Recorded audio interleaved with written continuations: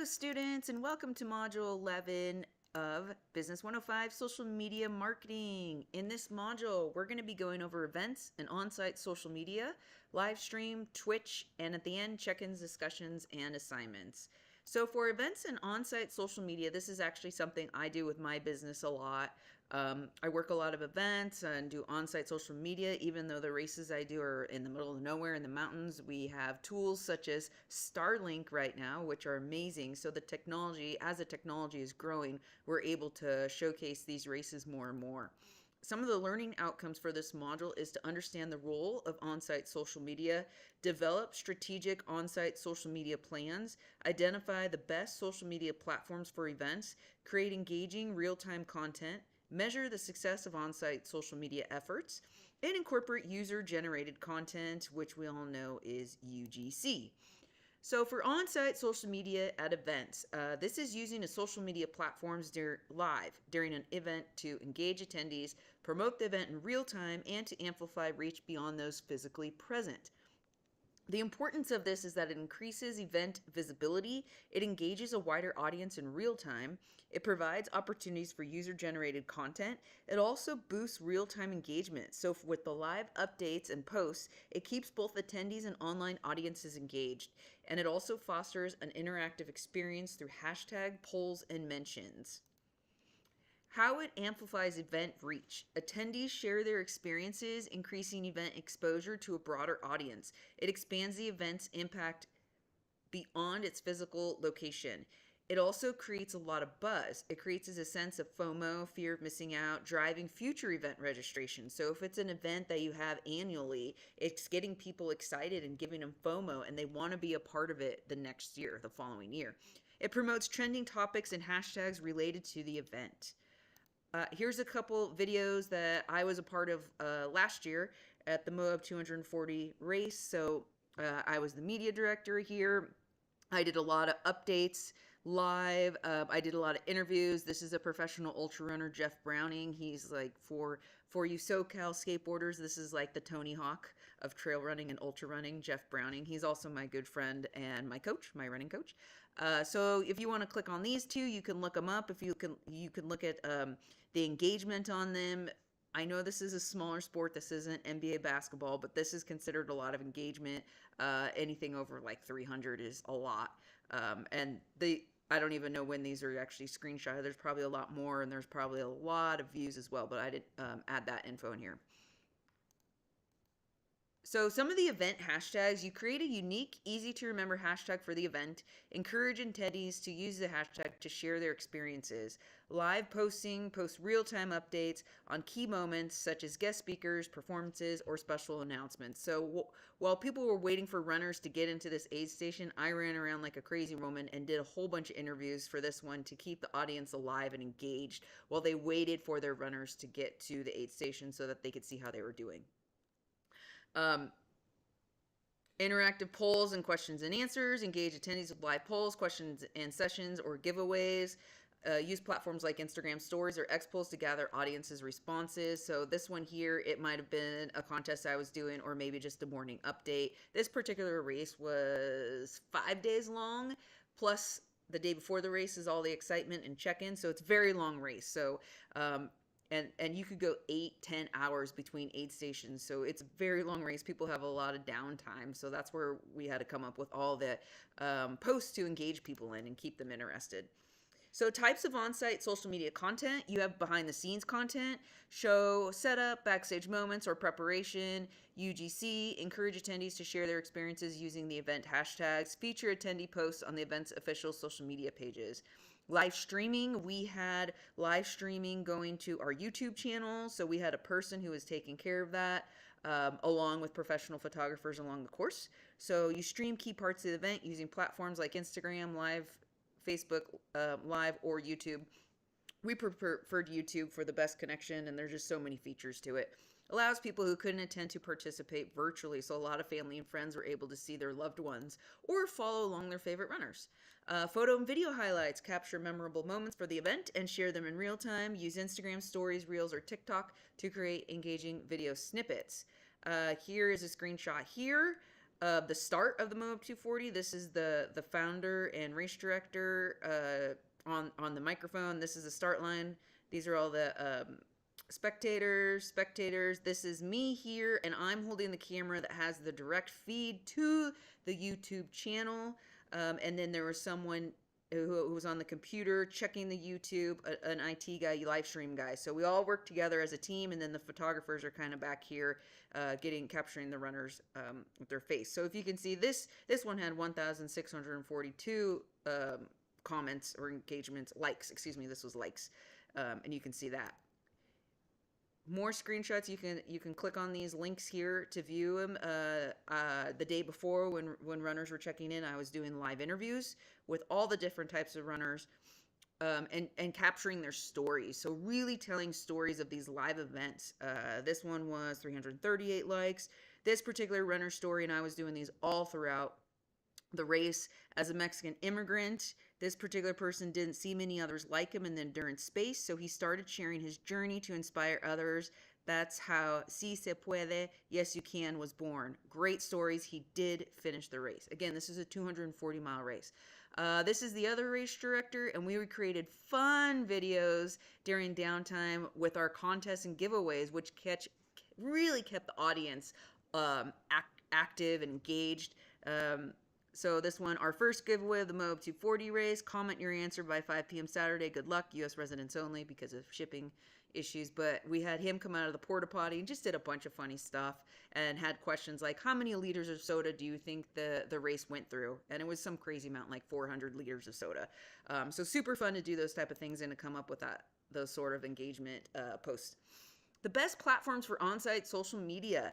It also depends on your Wi-Fi connection and electricity. We had to use a lot of generators and portable battery packs. But if you're at a venue where you can just plug in anywhere, it makes it a lot easier. So Instagram is great for live stories, posts, and engagement through comments. We use polls, questions, hashtags to connect with attendees. X or Twitter, ideal for live event updates, quick posts, and engaging with event mentions. I have used the X for events, a lot of events that are more trade show, conventions, also more corporate industries, not necessarily sports, but X tends to use more corporate industries. So, for example, when I worked in the software and technology industry, we used X a lot. That platform, our demographic was on that platform. Trending hashtags can boost event visibility. Facebook, excellent for live streaming and event promotions. Create event pages to gather and connect with attendees before, during, and after the event. I use a lot of Facebook groups instead of the actual pages because it's more intimate, select, so it's just the attendees before, during, after the event. Very engaging.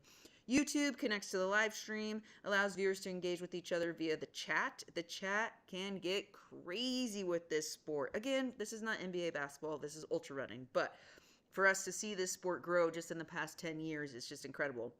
You can also archive the videos to watch later, and you can use sponsors to pay for this. This is not cheap. Live streaming is expensive. So what is live streaming? It's real-time video broadcast through platforms like Instagram, TikTok, YouTube, and Facebook. Personally, I've never used it through TikTok, so I can't give you too much details on that one. Can be informal or professional, great for capturing event energy and connecting with your audience live. Why would someone want to live stream? It builds authenticity and trust, increases reach, since many platforms can prioritize lives in the algorithm and the feed. It boosts engagement with real-time comments and creates FOMO. Here's a screenshot of a company that does,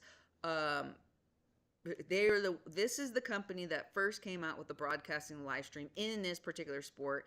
I have seen them grow from nothing to, they do almost every single race now. They've got it down. They're really good at it. It did take them a few years to get where they are today, of course, but a great, if you want to kind of get a look at what I'm talking about and how a live stream works, this is Mountain Outposts. This is, if you can click on their YouTube channel and watch their videos.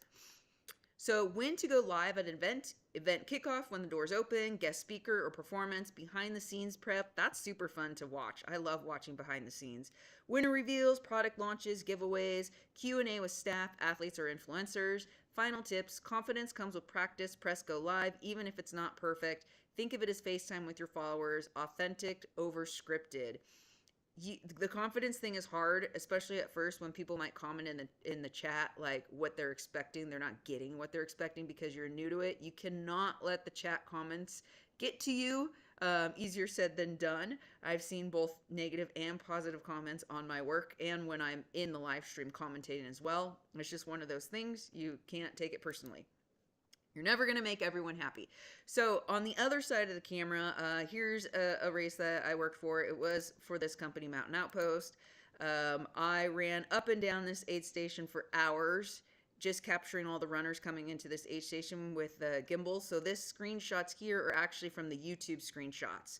So this was at the Cocodona 250 race, and I was like one of the camera operators. This is the same race here, and they interviewed me on what I was doing at the aid station for work. So this was both in the same year, 2024. So I was there working for Spring Energy, and then I was also working for the race company.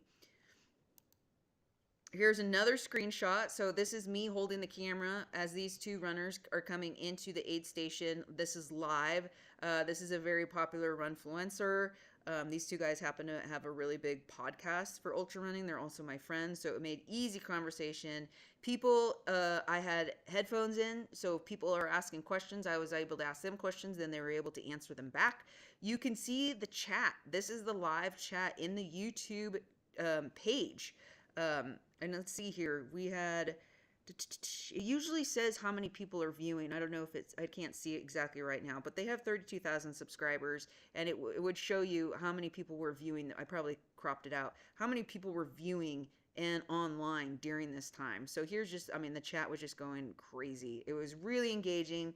You can see they put sponsors here, and you can change the sponsor logos in and out. So all these sponsors paid to have this available, because think about all the technology, hardware, and software you need to make this live stream available for this particular race. It's a 250-mile foot race, and to pay all the camera operators. So it definitely is not cheap, but it is incredible, and it's well worth it. Here's some more screenshots of their page to see, like, see how everything has branding. So for this particular FKT Showdown, they had all the same branding for the three. This was another project I worked on, and I was hired by Jeff Browning, the professional runner, and Warrior Trail Foundation to be in charge of the social media side. So I posted and did all the social media content, and this is the live stream side. So this was a project I worked on as well.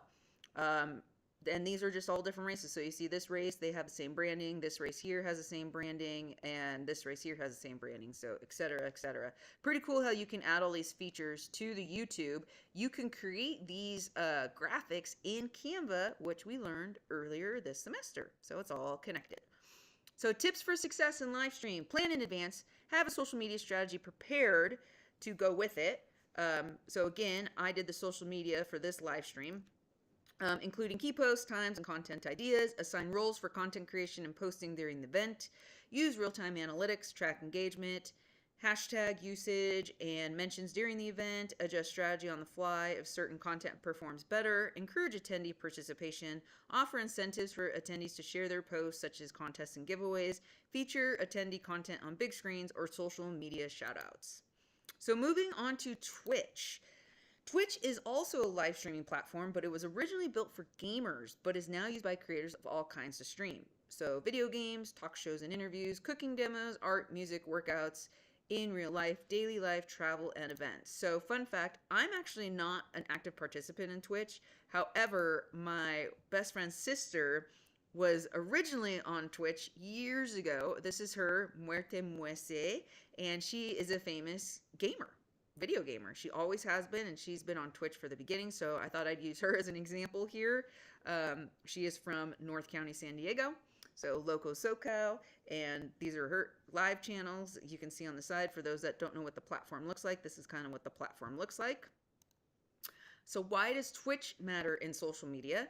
Real-time audience engagement, chat, emojis, polls, strong community building and loyalty, monetization options, subs, tips, brand deals, great for long form content and audience feedback. She makes a living off of this now, so she makes very good money. I can't give you all the details on what she does, but this is her as well if you want to look her up. Maybe some of you already follow her. So this is her Twitch account, and then she has links to click to her Instagram account, and you can see things here as well. So Twitch features live chat equals instant interaction, follower and subscriber system, clips and highlights for replay, integration with Discord, OBS, Streamlabs, and more. Personally, for my projects with Ultra Running, we use OBS, and it's worked great for us. We do have. I just kind of started playing around with Discord, but I haven't messed with the other apps yet. So here's another screenshot of kind of a scheduled Twitch, a game that's being played, and you can see the live chat, so it kind of looks a little similar to the YouTube chat here. So who is on Twitch? Gen Z and millennial audience, influencers, indie creators, athletes and musicians, brands building awareness through creators. So I'm sure there's way more to learn about Twitch and YouTube live streaming, but again, just for purposes of this class, this is just kind of a basic overview here. So Module 11 assignments, and we're getting really close to the end of the semester here. Assignment 6, social media campaign, and your social media marketing plan, your rough draft will be due. So it's a big week this week. I hope that everyone has a great week, and if something doesn't make sense to you in the assignments or you have any questions, please email me. Have a great rest of the day.